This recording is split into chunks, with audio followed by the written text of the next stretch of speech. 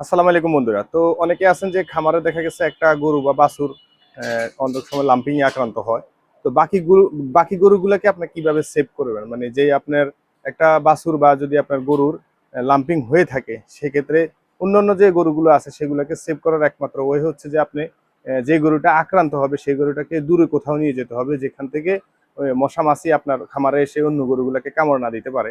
আর যদি ওটাকে যদি দূরে কোথাও নেওয়ার যদি কোনো প্রসেস না থাকে বা ওয়ে না থাকে সেক্ষেত্রে হচ্ছে যে আপনি এভাবে এই যে মশারির মতো করে নেট দিয়ে এরকম মশারির মতো করে ওই বাছুরটাকে একটু দূরে আলাদা করে হ্যাঁ এভাবে এরকম মশারি দিয়ে রেখে দিবেন যাতে এই বাছুরটাকে বা এই গরুটাকে আক্রান্ত গরুটাকে মশা মাছি কামড় না দিতে পারে। আর কামড় যদি দিয়েও থাকে হ্যাঁ সেই ক্ষেত্রে যাতে অন্য গরুকে যাইয়া ওই মাছি বা মশা কামড় না দিতে পারে।